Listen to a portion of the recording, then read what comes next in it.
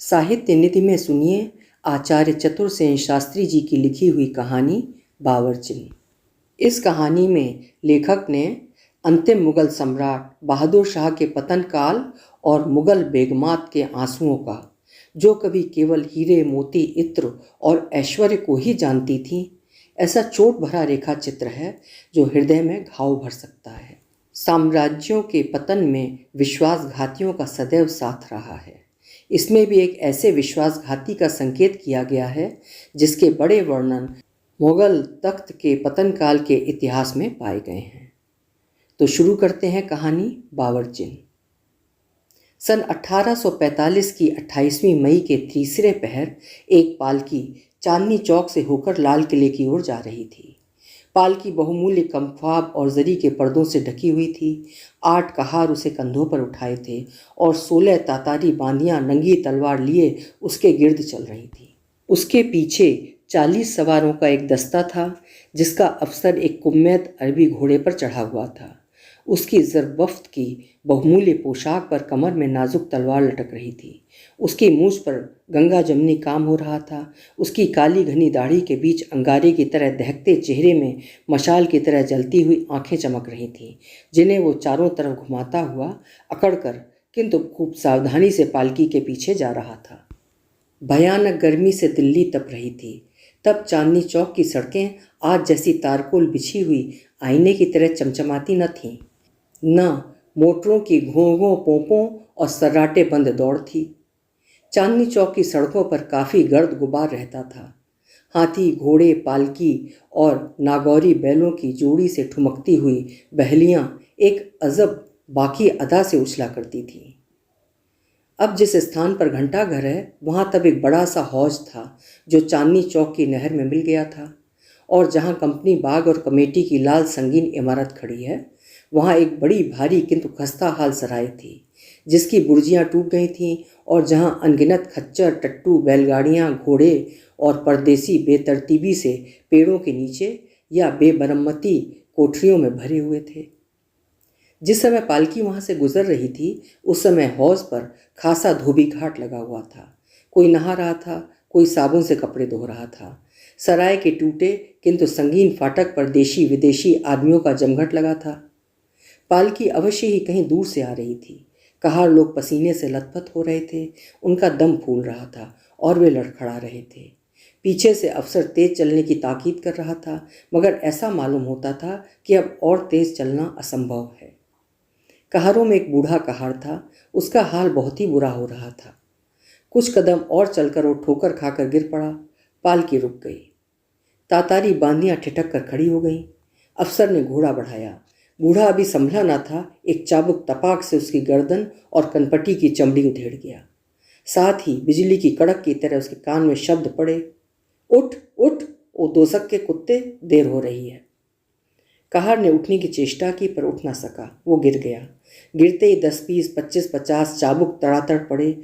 खून का फव्वारा छूटा और कहार का जीवन प्रदीप बुझ गया। लाश को पैर की ठोकर से ढकेलकर अफसर ने खूनी आंख भीड़ पर दौड़ाई। एक गठीला गौरवर्ण युवक मैले और फटे वस्त्र पहने भीड़ में सबसे आगे खड़ा था। मुश्किल से रेखें भीगी होंगी। अफसर ने पालकी उठाने का हुक्म दिया।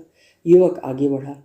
दूसरे क्षण तपाक से एक चाबुक उसकी पीठ पर पड़ा और साथ ही ये शब्द, साला जल्दी आ। युवक ने क्रुद्ध स्वर में कहा, जनाब हुक्म बजा लाता हूँ मगर जबान संभाल कर। 10-20 चाबुक खाकर युवक वहीं तड़प कर गिर पड़ा। उसके नाक और मुंह से खून का फवारा बह चला। अफसर ने एक आदमी को कंधा लगाने का हुक्म दिया। क्षण भर में पालकी फिर अपनी राह लगी। चिराग जल चुके थे। दीवाने खास में हजारा फानूस की तमाम काफरी मोमबत्तियां जल रही थीं। जमुना की लहरों से धुलकर पूर्वी हवा जरोखों से छन छन कर आ रही थी। खास खास दरबारी बादशाह सलामत के तशरीफ लाने की इंतजारी में अदब से खड़े थे। सामने एक चौकी पर वही युवक लहूलुहान पड़ा था। अंतःपुर के झरोकों से परिचारिकाओं के कंठ स्वर ने कहा, होशियार, अदब कायदा, निगहदार। ये शब्द स्वर चौबदारों ने दोहराया, होशियार, अदब कायदा, निगहदार। उमराव मंडल और मंत्रिमंडल जमीन तक सिर झुकाकर खड़ा हो गया। संपूर्ण दरबार में निस्तब्धता छा गई।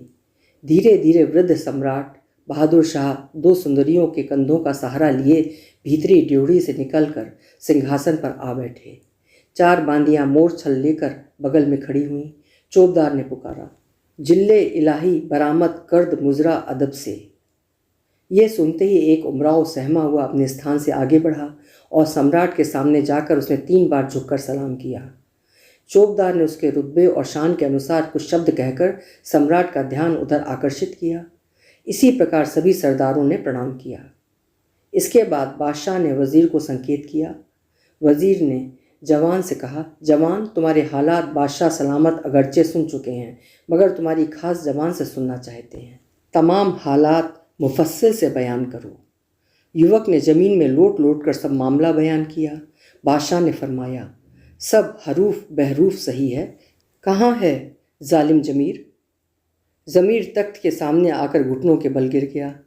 बादशाह ने फरमाया, ज़मीर, तुझे कुछ कहना है? बादशाह ने हुक्म दिया, इस जालिम को सीधा खड़ा करो, मगर ठहरो, मैं उस पर भी रहम किया चाहता हूँ। इसे नौकरी से बर्खास्त किया जाता है और इसका दर्जा इस नौजवान को अता किया जाता है। इसकी तमाम जायदाद जब्त की जाती है और वो उस कहर के घर वालों को बख्श दी जाती है। हुक्म देकर बादशाह उठे। तुरंत 4 बांदियों ने सहारा दिया। दरबारी लोग ज़मीन तक झुक गए। बादशाह ने युवक के निकट आकर कहा, आराम होने तक शाही महलों में रहने की तुम्हें इजाज़त बख्शी जाती है और शाही हकीम तुम्हारे मालजे को मुकर्रर किए जाते हैं। युवक ने बादशाह की कदमबोसी की और पल्ला चूमा। बादशाह धीरे धीरे अंतापुर में प्रवेश कर गए। अंतापुर के उन झरोकों के भीतर, जहाँ किसी भी मर्द की परछाई पहुँचनी संभव न थी, एक बहुमूल्य मखमली गद्दे पर वो घायल युवक पड़ा अपने प्रारब्ध विकास की बात सोच रहा था। एक ही दुखदाई घटना ने, जिसे शायद ही कोई निमंत्रित करे, उसके भाग्य का पासा पलट दिया था। वो सोच रहा था, क्या सचमुच मेरे ये फटे चिथड़े, वो टूटा छप्पर का घर, वो माता का चक्की पीसना सभी बदल जाएगा? वो जागते ही जागते स्वप्न देखने लगा। एक धवल अट्टालिका, दास दासी, घोड़े हाथी, सेना और न जाने क्या। सभी विचारधाराओं के ऊपर उसे एक नवीन विचारधारा मूर्छित कर रही थी। वो कौन है? वही क्या इस सब भाग्य परिवर्तन की कुंजी नहीं, पालकी के उस दुर्भेद्य पर्दे के भीतर? वो सोच में मूर्छित हो गया। हठात उसकी विचारधारा को धक्का देते हुए कक्ष का पर्दा हटाकर 2 दासियों के साथ एक खोजे ने प्रवेश किया। दासियों के हाथ में भोजन की सामग्री थी। स्वप्न सुख की तरह कहीं वो राजभोग लुप्त न हो जाए। घायल युवक इस भय से लपक कर उठा। खोजे ने कहा, खाना खा लो और खुदा का शुक्र करो। हुजूर, शहजादी तुम पर बहुत खुश हैं और वे जल्द तुम्हें देखने को तशरीफ़ लाने वाली हैं। चंद्रमा की स्निग्ध ज्योत्सना की तरह शहजादी ने कक्ष में प्रवेश किया। 2 अल्पवयस्का दासियां परछाई की तरह उनके पीछे थीं। शुभ्र महीन रेशमी परिधान पर जरदोजी और सलमे का बारीक काम निहायत नफासत से हो रहा था। वो अस्फुटित कुंदकली के समान कोमलता और माधुर्य की मूर्तिमती रेखा के समान समस्त भारत के सम्राट की पौत्री शहजादी गुलबानू थी। केवल क्षण भरी वो युवक उस अति दुर्लभ मुख की ओर देखने का साहस कर सका। उसने उठने की कोशिश की, परंतु मानो उसके शरीर का सत निकल गया था। वो गिर पड़ा। गिरे ही गिरे उसने जरा बढ़कर अपना मस्तक शहजादी के कदमों में रख दिया। शहजादी के जूतों में लगे हीरे युवक के मस्तक पर मुकुट की तरह दिप उठे। शहजादी ने मानो फूल बिखेर दिए। उसने कहा, कल के हादसे का मुझे बहुत रंज है, पर मैं समझती हूँ अब तुम बहुत अच्छे हो। मैंने पालकी से तमाम माजरा देखा था, मगर कर क्या सकती थी, दादा जान से आते ही शिकायत कर दी थी। युवक ने जरा ऊंचा उठकर शहजादी का आंचल आंखों से लगाया और बारंबार जमीन चूमकर कहा, हुजूर खुदाबंद शहजादी, कल अगर हुजूर की पालकी की खाक न नसीब होती तो आज ये दिन कहाँ। जहाँ पनाह ने इस नाचीज़ गुलाम को निहाल कर दिया, ताबेदार ताउम्र इन कदमों का नमक हलाल रहेगा। शहजादी कुछ न कहकर धीरे धीरे चली गई, परंतु उसके सांस की सुगंध वहाँ भर गई थी और उसी के प्रभाव से युवक के घाव भर गए थे। वो उस स्थान को जहाँ शहजादी के कमल पद छू गए थे अपनी छाती से लगाकर बदहवास पड़ा रहा। उस मूर्ति को चाहे क्षण भर ही वो देख सका था, पर वो उसके रोम रोम में रम गई थी। पर दुनिया के पर्दे में कौन सा ऐसा कोई मर्द बच्चा था जो फिर उसे एक बार देख लेने का हौसला भी कर सकता। 12 साल बीत गए। सन 57 की 24वीं मई थी। गदर की आग धू धू करके जल रही थी। चिंगारियां आसमान को छू चुकी थीं। निकलसन ने दिल्ली पर घेरा डाल रखा था। भाग्य की रेखा के बल पर बूढ़े और लाचार बादशाह बहादुर शाह ने बागियों का साथ दिया था। क्षण क्षण में बागी हार रहे थे। अंग्रेजी तोपें कश्मीरी दरवाजे पर गरज रही थीं। लाहौरी दरवाज़ा सर हो चुका था। फतेहपुरी मस्जिद के सामने अंग्रेजी घुड़सवार और बागियों की लाल होली खेली जा रही थी। लाशों के ढेर में से अधमरे सिपाही चिल्ला रहे थे। अंग्रेज बराबर बढ़ते और जो मिलता उसे संगीनों से छेदते चले आ रहे थे। कर्नल वॉटसन के हाथ में कमान थी। इनके साथ थे एक संभ्रांत मुसलमान अमीर जनाब इलाही बख्श। वे एक अरबी नफीस घोड़े पर पान चबाते इतराते बढ़ रहे थे। लोग देख देख कर भयभीत होकर घरों में छिप रहे थे। ये इलाही बख्श वही घायल युवक थे जो अपनी जवामर्दी और चतुराई से 10 वर्ष में बादशाह के अमीर और नगर के प्रतिष्ठित तथा प्रभावशाली व्यक्ति बन गए थे। अंग्रेजों ने दमदार मुगलों को जहां तोपों और संगीनों की नोक से वश में किया था, वहां कुछ नमक हराम संगदिल लोगों को अपनी भेद नीति और सोने के टुकड़ों से वश में कर लिया था। इलाही बख्श भी उनमें से एक थे। 10 वर्ष पहले शहजादी के कदमों में गिरकर नमक हलाली की जो बात उन्होंने कही थी, वो अब उन्होंने दरगुजर कर दी थी। वे अब अंग्रेजों के भेदिए थे। दोनों व्यक्ति सराय के सामने जाकर ठहर गए। हौज के पास जहां अब घंटा घर है, बराबर बराबर फांसियां गड़ी थीं और क्षण क्षण में चारों तरफ गली कूचों से आदमी पकड़े जाकर फांसी पर चढ़ाए जा रहे थे। कुछ खास कैदी इनकी प्रतीक्षा में बंधे बैठे थे। हडसन साहब ने सबको खड़े होने का हुक्म दिया। इलाही बख्श ने उनमें से कुछ मुगल सरदारों और राज परिवार वालों की शिनाख्त की। वे सब फांसी पर लटका दिए गए। इसके बाद बादशाह किले से भाग गए हैं, ये सुनकर एक फौज की टुकड़ी लेकर दोनों तीर की तरह रवाना हुए। बादशाह सलामत जल्दी जल्दी नमाज पढ़ रहे थे। उनके हाथ कांप रहे थे और आंखों से आंसुओं की धारा बह रही थी। शहजादी गुलबानू ने आकर कहा, बाबा जान, ये आप क्या कर रहे हैं? बेटी, अब और कर ही क्या सकता हूँ। खुदा से दुआ मांगता हूँ, कहता हूँ, ए दुनिया के मालिक, मेरी मुश्किल आसान कर। ये तख्त, तैमूर के खून का तख्त तो आज गया ही, मेरे बच्चों की जान और आबरू पर रहम बख्श। गुलबानू ने कहा, बाबा, दुश्मन किले तक पहुँच चुके हैं। आपके लिए सवारी तैयार है, भागिए। बादशाह ने अंधे की तरह शहजादी का हाथ पकड़कर कहा, भागूं कहाँ? हाय, वो घड़ी अब आ ही गई। इसके बाद उन्होंने अपनी जड़ाऊ संदूकची मंगाई और परिवार के सब लोगों को बुलाकर एक एक मुट्ठी हीरे सबको देकर कहा, खुदा हाफिज। किले से निकलकर बादशाह सीधे निजामुद्दीन गए। उस वक्त उनके मुखमंडल की आभा उतरी हुई थी। कुछ खास ख्वाजासरा, कहार और इन्हें गुने शुभ चिंतकों के सिवा कोई साथ न था। चिंता और भय से वे रह रहकर काँप रहे थे। उनकी सफ़ेद दाढ़ी धूल से भर रही थी। बादशाह चुपचाप जाकर सीढ़ियों पर बैठ गए। गुलाम हुसैन चिश्ती सुनकर दौड़े आए। बादशाह उन्हें देखते ही खिलखिलाकर हंस पड़े। चिश्ती साहब ने पूछा, खैर तो है? खैर ही है। मैंने तुमसे पहले ही कह दिया था कि ये बदनसीब गदर वाले मनमानी करने वाले हैं। इन पर यकीन करना बेवकूफ़ी है। ये खुद डूबेंगे और हमें भी डुबाएंगे। वही हुआ, भाग निकले। मुझे तो होनहार दिखाई दे गई थी कि मैं मुगलों का आखिरी चिराग हूँ। तख्त का आखिरी सांस टूट रहा है। कोई घड़ी भर का मेहमान है, फिर खून खराबा क्यों करूँ? इसीलिए किला छोड़कर चला आया। मुल्क खुदा का है, जिसे चाहे दे, जिससे चाहे ले। सैकड़ों साल तक हमारे नाम का सिक्का चला, अब हवा का रुख कुछ और ही है। वे हुकूमत करेंगे, ताज पहनेंगे, इसमें अफसोस क्यों? हमने भी तो दूसरों को मिटाकर अपना घर बसाया था। हाँ, आज 3 दिन से खाना नसीब नहीं हुआ, कुछ हो तो ले आओ। चिश्ती साहब ने कहा, सिर्फ बाजरे की रोटी और सिरके की चटनी है, हुक्म हो तो हाजिर करूं? वही ले आओ। बादशाह ने शांतिपूर्वक एक रोटी खाकर और पानी पीकर कहा, बस अब हुमायूं के मकबरे में चला जाऊंगा, वहाँ जो भाग्य में होगा वो होगा। हुमायूं के मकबरे में हडसन और इलाही बख्श ने आकर बादशाह को गिरफ्तार करके रंगून भेज दिया। 3 वर्ष व्यतीत हो गए। दिल्ली में अंग्रेजी अमल जमकर बैठ गया था। लाल किले पर यूनियन जैक फहरा रहा था। फांसियों की विभीषिकाओं ने नगर और ग्राम की जनता के मन में दहल उत्पन्न कर दी थी। भेड़ की तरह दब्बू चुपचाप अंग्रेजों के विधान को अटल प्रारब्ध की तरह देख और सह रहे थे। इलाही बख्श के पास बादशाही बख्शीशी बहुत थी। अब अंग्रेजी जागीरों और मेहरबानियों ने उन्हें आधी दिल्ली का मालिक बना दिया था। सरकारी नीलामी में मोहल्ले के मोहल्ले उन्होंने कौड़ियों में पाए थे। उनकी बड़ी भारी अट्टालिका खड़ी मनुष्य के भाग पर हंस रही थी। संध्या का समय था। अपनी हवेली के विशाल प्रांगण में तख्त के ऊपर बढ़िया ईरानी कालीन पर मसनद के सहारे इलाही बख्श बैठे अंबरी तंबाकू पी रहे थे। 2-4 मुसाहिब सामने अदब से बैठे जी हुजूरी कर रहे थे। मियाँ जी को मालूम होता है बचपन के दिन भूल गए थे। वे बहुत बढ़िया अतलस के अंगरखे पर कमख्वाब की निमास्तीन पहने थे। धीरे धीरे अंधकार के पर्दे को चीरती हुई एक मूर्ति अग्रसर हुई। लोगों ने देखा एक स्त्री मूर्ति मैला और फटा हुआ बुर्का पहने आ रही है। लोगों ने रोका मगर उसने सुना नहीं। वो चुपचाप मियाँ इलाही बख्श के सम्मुख आ खड़ी हुई। मियाँ ने पूछा, क्या चाहती हो?